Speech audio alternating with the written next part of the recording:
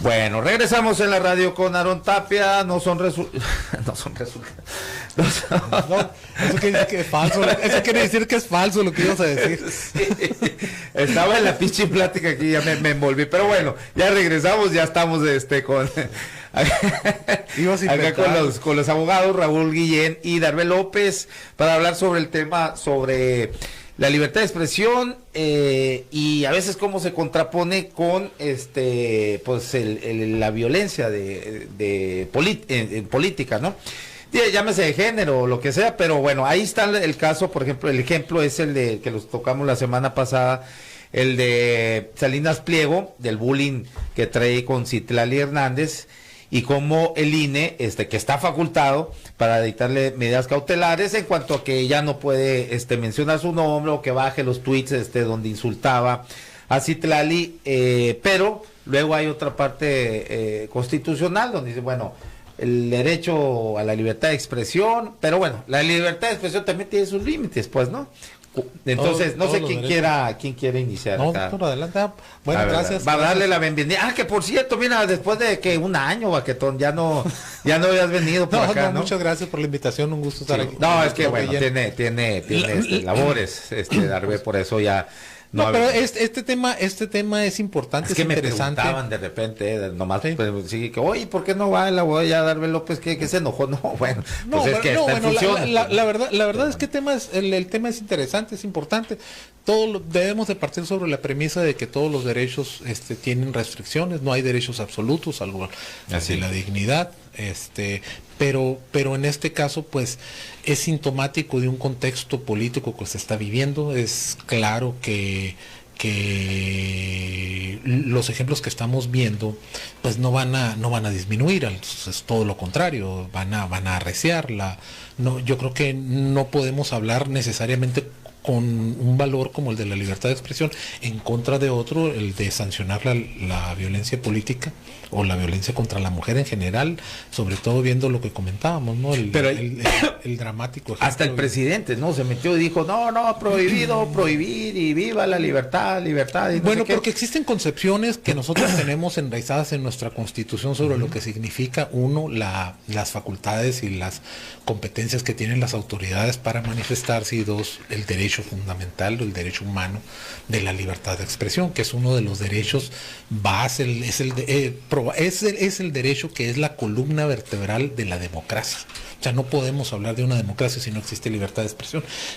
Sin embargo, la restricción a la libertad de expresión también es parte fundamental de la democracia, porque no podríamos permitir que existiera una violencia lo que hace Salinas Pliego, amparada por una posición como la de Salinas o de quien fuera. Ahorita criticas al presidente, pero con el presidente hay una cuestión que es incluso muy importante aclarar y que ahorita ojalá haya tiempo, porque me parece sintomático que el presidente, que hace una labor diaria, les guste o no les guste, o sea, haya quien la apruebe o quien la desapruebe, y tenga pronunciamientos políticos de una importancia mayor, tengan que ser tergiversados para obtener una sanción, porque eso fue lo que pasó, y ya existe una investigación ordenada en el INE en contra de la unidad técnica de lo contencioso electoral. Se alteraron y se modificaron los dichos del presidente para establecerlos en un documento que, por desgracia, no por desgracia, por disposición legal, tiene fe pública, y fueron los que tomó en cuenta la sala especializada para emitir las medidas cautelares. Está hablando el asunto del presidente con exactamente, eso es una cuestión aparte. Lo otro, le doy también el uso. Ahora, hay una confusión, Raúl, y a ver, quisiera que le aclararan acá al público, que, bueno, muchos dicen, bueno, pero ¿por qué el INE tiene que andarle ordenando a un particular imponiéndole las medidas cautelares, pues, ¿no? A ver, sí está facultado el INE, ¿no? ¿Cuándo hubo una reforma en cuanto a esto, no? ¿Qué hubo? A ver, ustedes son los que usan los técnicos. Es que el INE sí tiene facultades para eso. Sí. Aunque no sea funcionario público, ni sea... Que no necesita ser funcionario público. Ni está en la cuestión electoral, ¿por qué el INE? Tenemos precedentes, porque es la autoridad, así está establecido en nuestra Constitución. Okay. Tenemos un apartado correspondiente al artículo 41 para eso. Entonces, es la autoridad, así está diseñado, no necesita, ya tenemos. O sea, el INE es el que regula la libertad de expresión, ¿o cómo? No es el que regula, la libertad de expresión no es que tenga, bueno, no regula sus restricciones. Evidentemente, es la autoridad para investigar y sancionar cuando existe en cuanto a temas de libertad de expresión. No necesariamente de violencia política. De violencia política. Aquí se trató de violencia política, se le contrapone y pretende contraponérsele el ejercicio de la libertad de expresión diciendo, oye, yo soy un particular, a mí ¿por qué me cae? No, es que los particulares también incurren en violencia política. Okay. Y en este supuesto así se dio. Muy bien. Ok, Raúl Guillén. Bueno, antes que nada, buenas tardes a ti y a todo tu auditorio. Pues un placer estar aquí con mi compañero. Muchas gracias, igual. Darvé. Mira, yo quisiera empezar con un tema histórico y contextual. Esta tendencia de regular o de tener controles en razón del ámbito político electoral prácticamente es reciente, ¿no? Podemos decir que si nosotros analizamos las sentencias emitidas por el Tribunal Electoral del Poder Judicial de la Federación, estamos hablando de 18 resoluciones del Tribunal Electoral del Poder Judicial de la Federación del 2016 hasta la fecha, ¿no? Y efectivamente hay una tendencia a un incremento de que cada vez existen más procedimientos para controlar este tipo de situaciones. Y curiosamente vemos que obviamente existen algunos ejemplos donde ya inclusive de parte del PRI, de Morena, específicamente, por ejemplo, te diría yo que Blanca María Socorro Alcalá, candidata al gobierno del Estado de Puebla, también interpuso un recurso por el uso indebido de prerrogativas de acceso a los medios de comunicación, y fue en contra del PAN. En el tema de Morena encontramos a Delfina Gómez Álvarez, candidata a la gobernatura de Estado de México en su momento, donde ella planteaba que pues, estaba cometiendo en su contra. En 2018, ¿no? En 2018, sí, que planteando que ella no será la gobernadora, sino los hombres de su partido, y ella interpretaba que esos señalamientos hay violencia simbólica, psicológica y mediática, ¿no? Entonces, en el caso de Xóchitl, bueno, inclusive en Campeche, Paloma Laida Sánchez Ramos y Laida Elena Censores, las mismas mujeres contra mujeres, ¿no? Se señalaba en contra de la gobernadora, que insinuaba que mujeres podían acceder a un cargo público derivado de que su dirigente partidista cuenta con sus fotografías de connotación sexual, inclusive les llega a pagar la renta, o sea.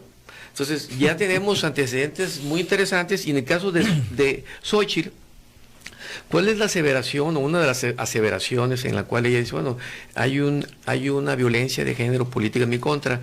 Señala ella, bueno, que el presidente de la República, al referir que era la candidata de la mafia del poder, y la candidata de Carlos Salinas, Vicente Fox, Claudia X González y otros traficantes de influencias, sí, ella señala que este tipo de frases reproducen patrones y estándares históricos que han colocado a la mujer siempre por debajo de los intereses y estrategia de los hombres, ¿no? Y va por ahí el planteamiento, ¿no? Y ahí andamos, pues, bueno, estamos en el mundo de la interpretación del derecho de argumentación. ¿Cómo podemos nosotros interpretar esto, ¿no? Creo que el contexto también es importante. Existe una gran tendencia a la protección de la mujer, al empoderamiento de la mujer, delitos nuevos o no tan nuevos, violencia intrafamiliar, la nueva ley reciente en la cual si tú incumples con el pago de los alimentos no podrás acceder a la función pública. A la función pública, a través del lenguaje inclusivo, a través de las películas, todo esto es un contexto. Entonces, hay un ambiente muy importante cultural, y que cualquier frase puedes tú interpretarla, o se puede interpretar como una posibilidad de que haya una violencia, ¿no? A mí en lo personal sí me llama la atención, ¿no? Bueno, el que el presidente diga que ella está atrás, o que ella es la representante del grupo de poder de estos hombres, porque el tema no son los hombres, ¿no? Bueno, pues es un tema de interpretación, ¿no? Sí, yo en el punto aquí es claro que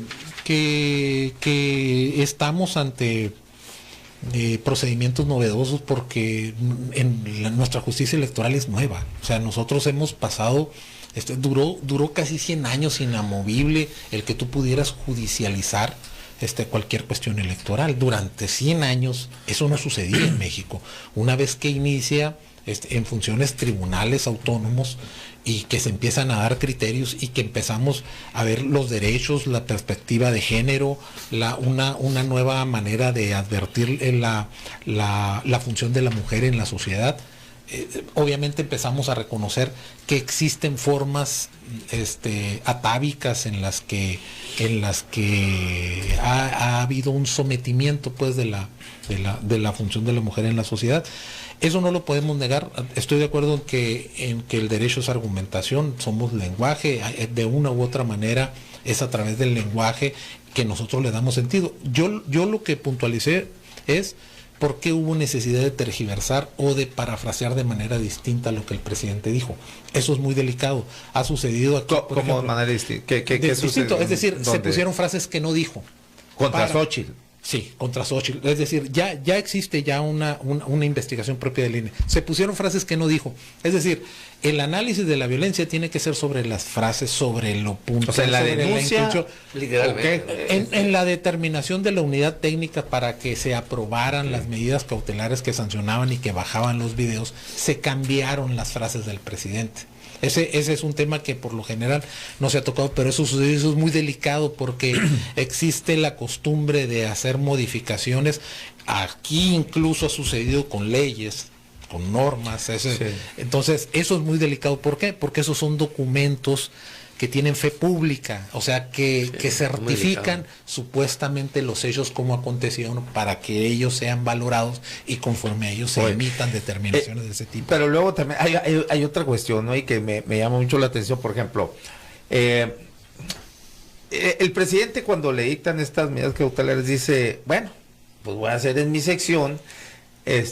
Yo no lo dije. No lo dije yo. No lo dije yo. Bueno, pero es que esa yo creo que para empezar el INE, yo creo que se equivoca, porque lo que debió dictar ahí, es que en el espacio ese no se hable de Xóchitl Gálvez, pero le dijeron al presidente, tú no puedes hablar. Sí, bueno, entonces pone a García Vilchis. Pero es que entonces le da vuelta ahí, ¿no? Pero es que ese es el punto de que somos lenguaje, pues, es decir, a mí me tocó en una plática como una magistrada muy preparada, Gabriela Villafuerte de la Sala Regional Especializada para el Tribunal Electoral, en donde se discutía esa cuestión. Son disposiciones constitucionales, tú no te puedes meter con ellas, las autoridades están vedados para que no digas y que no te aproveches de fondos públicos para hacer expresiones. Bueno, sí, pero ¿cómo controlas el lenguaje?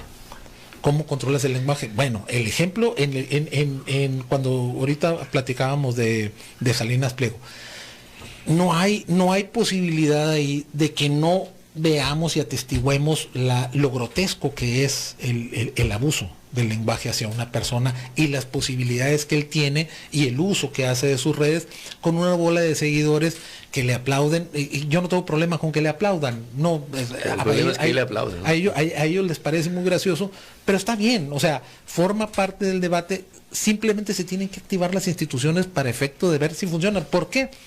Porque ahorita nos puede parecer muy paradigmático el asunto, pero no va a ser el único, va a haber más. O sea, los ánimos se van a calentar a tal grado que eso se va a exponenciar.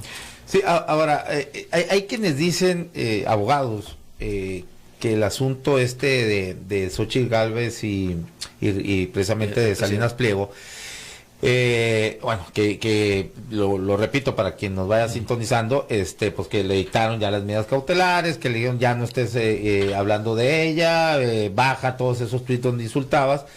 Bueno, dicen abogados constitucionalistas que se va a empantanar en la cuestión constitucional de la libertad de expresión, que está por encima de la ley electoral. Entonces, pues mira, yo aquí tengo el artículo 20 bis. A ver. Sí, el artículo 20 bis de la Ley General en materia de delitos electorales. Dice, comete el delito de violencia política contra las mujeres en razón de género quien por sí o interpósita persona, primero, ejerza cualquier tipo de violencia en términos de ley contra una mujer que afecte el ejercicio de sus derechos políticos y electorales o el desempeño de un cargo público. Entonces, bueno, a mí en lo personal, que mi área es la penal, el hecho de que el presidente haga una aseveración en el sentido de que bueno, inclusive ya tenemos otro problema, ¿no?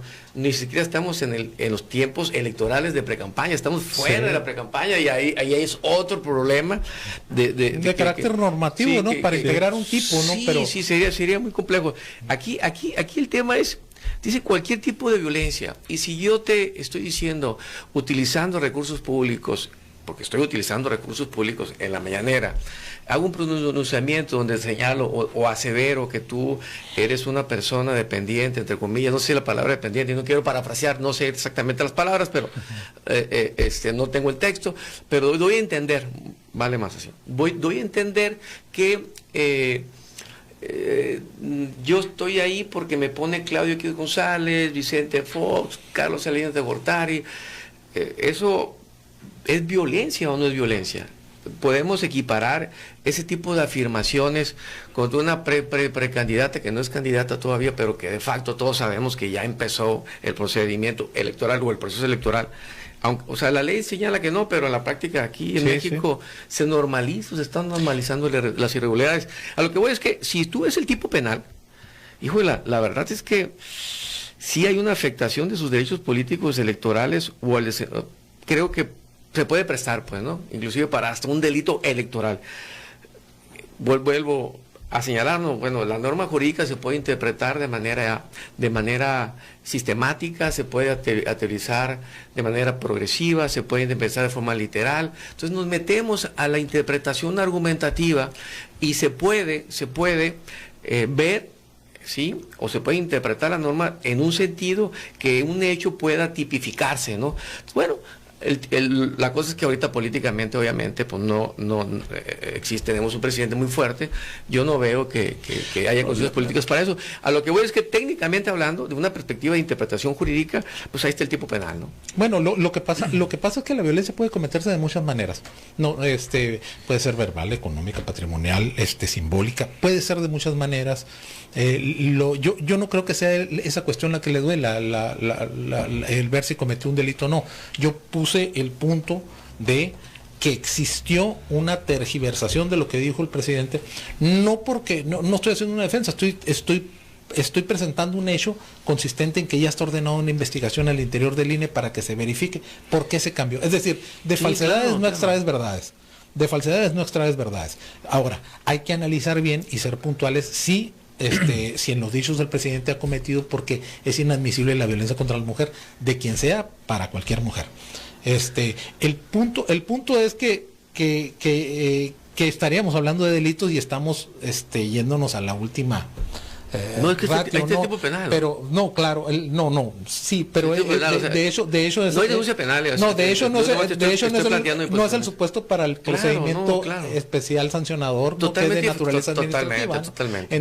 En donde se hace un análisis y la naturaleza pues es completamente distinta. Diferente, claro. Los mecanismos procesales utilizados son distintos, son de advertencia, donde decirle, oye, espérate, mira, parece que estás cruzando bajo la ley electoral. Totalmente. Bajo una ley electoral y muchas disposiciones que protegen los derechos de la mujer, y no solamente nacionales, internacionales también. Sí, mira, yo lo estoy llevando obviamente, esto no tiene que ver con el tema electoral, ¿no? Esto ya son delitos, bueno, sí, porque son delitos electorales. Ahora, el tema ahorita es un tema administrativo, estamos hablando de procedimiento especial pero yo cuando analizo el caso de Xóchitl, veo este artículo 20 bis y me llama la atención y lo quise poner aquí en la mesa, ¿no? Bueno, dice cualquier tipo de violencia, y cualquier tipo de violencia es, bueno, abres el panorama de manera muy significativa, y si yo veo un presidente que asevera que una mujer, porque por ahí va Xóchitl le está planteando esto, ¿no? Que que por ser mujer va a ser manejada por hombres, o lo deja no ver, se toma entender. en cuenta el contexto también. No es que no es una cuestión del contexto. Yo estoy de acuerdo con lo que comenta. El detalle es que en los procedimientos de esa naturaleza, con lo puntual que es la denuncia de violencia, se tiene que verificar exactamente lo que dijo.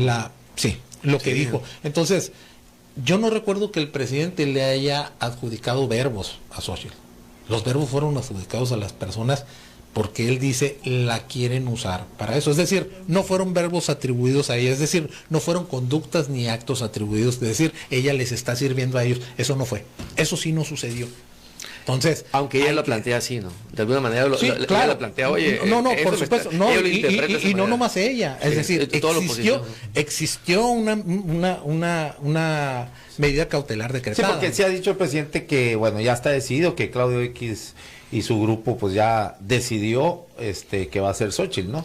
Así lo ha dicho. No, desde el principio lo anunció, es decir, habría que analizar si esa manifestación y si esa expresión constituye la violencia de género. Lo que obviamente sustituyó la unidad técnica de lo contencioso electoral, eso sí es violencia de género, pero eso no fue lo que dijo el presidente. Entonces ahí está el punto. ¿Cómo le cambiaron? ¿Qué fue lo que específicamente? Atribuyéndole que ella es la que le servía a ellos, que ella...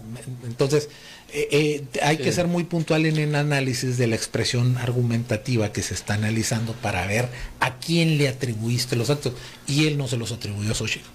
Y se puede comparar, tú periodísticamente puedes analizar qué fue lo que se dijo, las notas periodísticas nacionales que están verificando que ya se ordenó por parte del INE una investigación, y a qué se debe una alteración de esa naturaleza, es decir, a ver, por ejemplo, es extraño, ¿no? Para ir así a hechos muy concretos, aquí por ejemplo yo en varias ocasiones yo he dicho que el supuesto crecimiento, que por cierto ya quién sabe, ya no se ve mucho, ¿no? Xóchitl ya dejó hablar el presidente y ya no, pero bueno, el supuesto crecimiento que yo creo que sí lo tuvo endogámicamente, o sea, dentro del mismo PRIAN, es una estrategia misma del presidente, ¿no? Que él diseñó a su adversario, porque que pretendía sacarla de la aspiración a la candidatura de la Ciudad de México, donde sí tenía fuerza, y que el presidente sabe bien que llevándola aquí al terreno de lo presidencial, pues no va a ser gran cosa. Digo, ese es mi análisis, pues no, eso podría constituirse en una, me podría decir, hay un pelón en Hermosillo. No te estás dirigiendo. Porque yo estoy diciendo que el presidente diseñó su adversario. No te estás dirigiendo a ella, no hay violencia. A mí en lo personal te digo, con toda ya se va a tener que andar cuidando uno. Con toda franqueza, ni siquiera aquí deberíamos estar hablando del tema, ¿no? El presidente hace conductas que rozan o de plano son ilegales, ¿no? O sea, ¿qué nos importa a nosotros este tema? Resuélvenos el tema de seguridad pública, el tema que tiene que ver con salud y otros temas que son importantes para nosotros. O sea, realmente cuando mete estos temas y de alguna manera, no sé si la palabra sea correcta, atacar, porque no lo sé, pero sí meterte, es la que han usado para decir, meterte esta dinámica que es irrelevante para los ciudadanos, y te lo digo francamente. Yo creo que él debería estar hablando de otros temas, pero bueno, está hablando de este tema y nos tiene hablando de este tema, ¿no? No, claro, lo que pasa es que nunca hemos visto algo como esto, y yo creo que no lo vamos a ver después. No lo vamos a ver, que alguien le pregunte y tenga que responder, o le ponga la bolita para que la bate. Entonces, al final de cuentas, tenemos que identificar, porque el diálogo se está recrudeciendo, que sí es un ataque, que sí es una violación a la integridad de la mujer para vivir una vida libre de violencia, que sí constituye violencia como tal, que sí es con la finalidad o la intención de sobajarla, de disminuirla, de invisibilizarla. Esas son las intenciones para cometer violencia. La verdad que el artículo 20 bis de la ley de sanciones en materia electoral sí te deja una puerta bastante abierta para entrar a este tipo de discusiones o debatir, bueno, ¿qué se va a considerar cualquier violencia? Pues cualquier violencia te abre el panorama y entramos al mundo de la especulación, al mundo de la interpretación y al mundo de la argumentación. No, y ahí tenemos mucha responsabilidad. Y va a depender el interés que yo tenga. Si soy morenista, pues voy a interpretar un hecho de tal manera que no sea violencia, y si soy de la oposición, pues voy a interpretar el hecho como violencia, ¿no? Y así es. Bueno, esto, ¿no? Tendríamos que sujetarnos a los argumentos. Pues el tema es que yo voy a argumentar a favor de que un hecho encuadra en la violencia, en la violencia política, dependiendo de los intereses que yo tenga, ¿no? Bueno, muy bien. Bueno, aquí dice alguien, la vocera de Sheinbaum no me dio las gracias, Alejandro James, no le entendí. Ana Cecilia García dice saludos al licenciado Darbel López. Fernando Montes dice excelente mesa, felicidades a los abogados. Bueno, mandan más saludos por acá. Bueno, me pregunta alguien, bueno, no tiene nada que ver con el programa, algo quiere concertar una cita para anunciar un concierto, bueno, pues con Carlos Aparicio, es con quien se debe comunicar. Bueno, pues gracias. ¿Algo más que deseen agregar? Ya, no, adelante. Pues la verdad es que es muy preocupante que estamos ahorita discutiendo temas donde jurídicamente hablando debería ser otros tiempos, ¿no? Creo que es a partir de septiembre cuando empieza el tema, el proceso, lo que ya formalmente, lo que dice la ley. Bueno, estamos muy atrás, es un desgaste mediático, institucional. La verdad estamos fuera de base, en mi opinión, ¿no? Me encantaría que el presidente hablara de temas que nos impactan. Esta es una democracia, estamos en una democracia vibrante porque estamos discutiendo cosas que antes no se discutían y en efecto estamos quizá fuera de plazo precisamente porque la sociedad, que es la que dicta más o menos los parámetros, busca cómo desahogar esos temas y los está discutiendo va a haber que adecuar la cuestión de los plazos para que sea oportuno. Hay que decírselo al presidente. Sí. Muchas gracias Darbel López, Raúl Guillén.